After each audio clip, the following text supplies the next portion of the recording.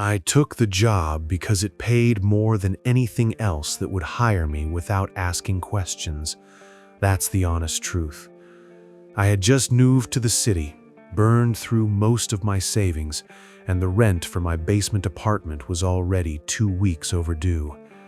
When I saw the listing taped to a flickering lamppost near the subway entrance, night platform attendant needed, midnight to 6 a.m., cash paid daily, must follow instructions exactly.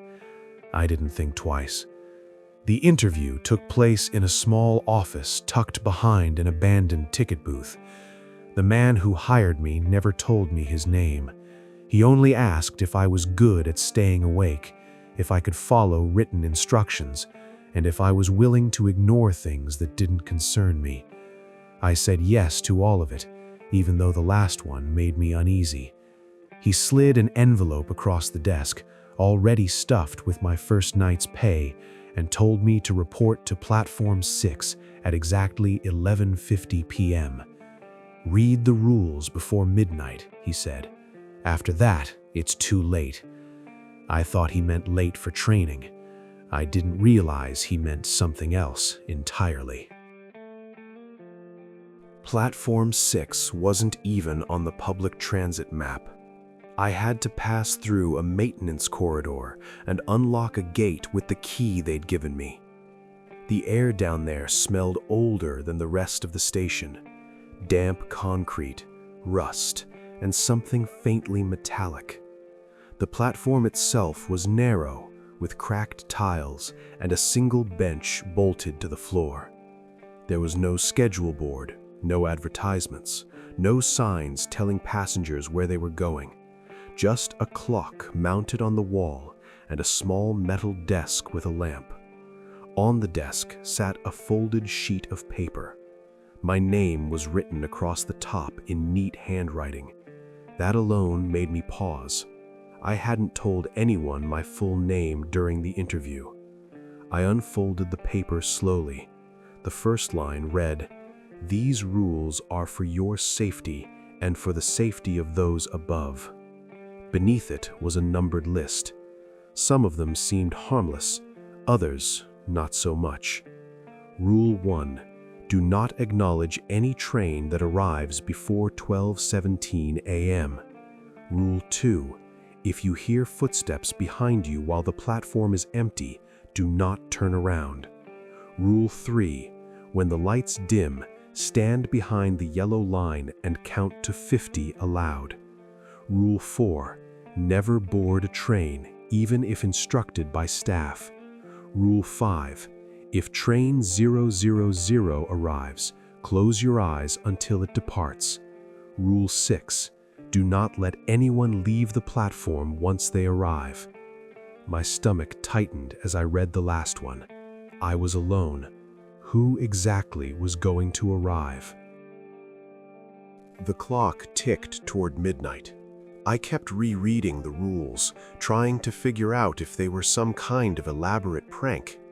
At exactly 12:03 a.m., I heard the distant rumble of a train. My head snapped toward the tunnel. Headlights appeared, faint at first, then growing brighter. I checked the paper. Do not acknowledge any train that arrives before 12:17 a.m. I forced myself to stay seated at the desk, staring down at the surface like it was the most interesting thing in the world. The train rolled into the station anyway. I could hear the brakes screech, doors sliding open, and the low hum of fluorescent lights inside the cars. No one got off. No one got on. The doors stayed open for what felt like minutes. I kept my eyes down, but curiosity burned in my chest. Finally, the doors closed and the train pulled away. The moment it left, the platform felt heavier, like the air pressure had changed. I looked up and noticed muddy footprints leading from the edge of the platform to the bench. There had been no one there before. Around 12:20 a.m., the footsteps started.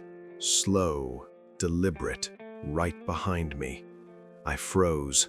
Rule 2 echoed in my mind. Do not turn around. The footsteps stopped directly behind my chair. I could feel something standing there, close enough that I imagined I could sense its breath.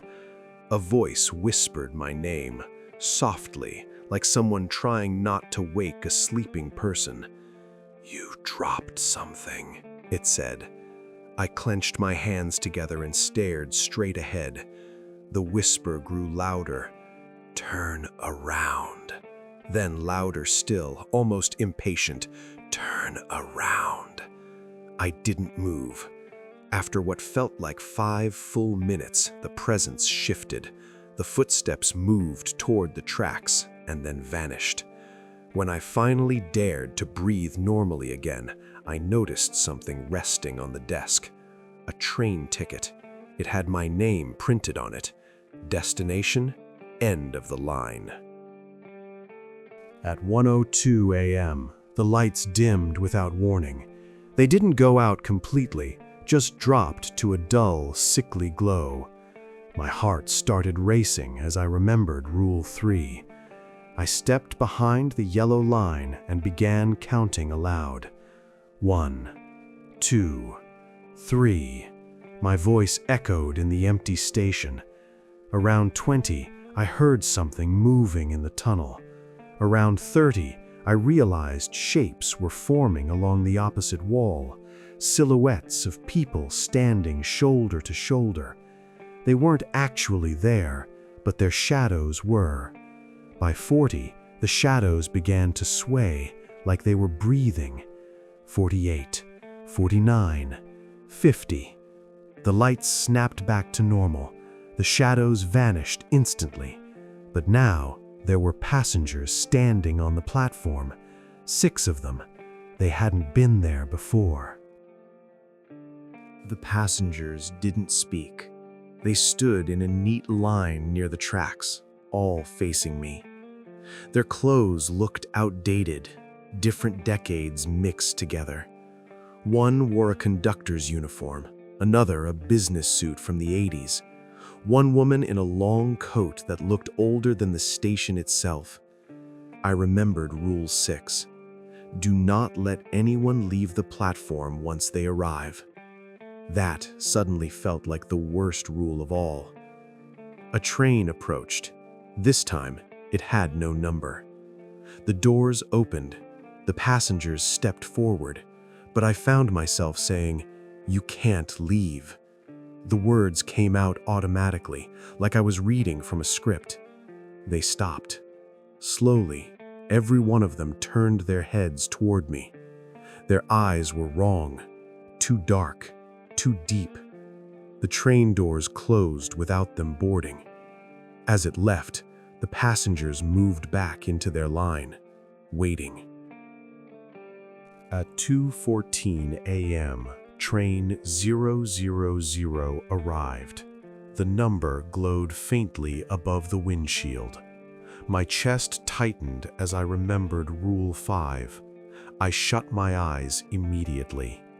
The train stopped. The doors opened. I heard footsteps, many of them, stepping onto the platform. Something brushed past me, cold and heavy.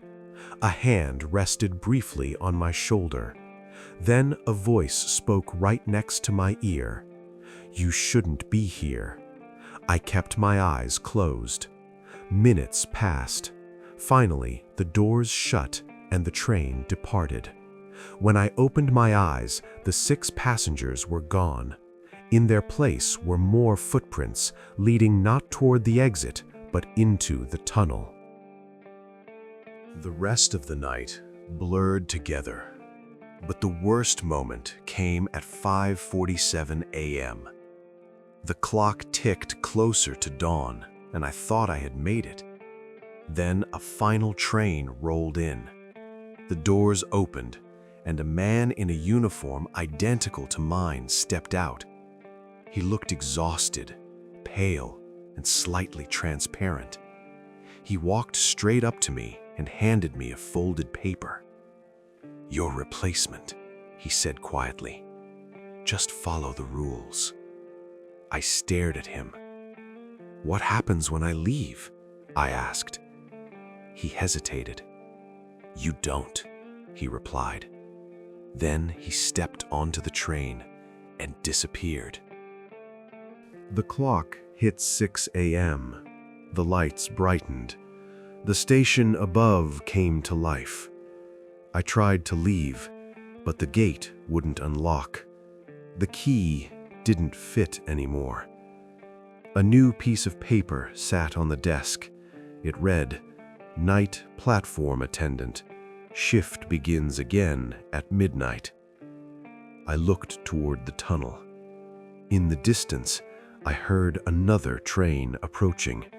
It was early, much earlier than 12:17, and this time, I don't think I'm going to ignore it.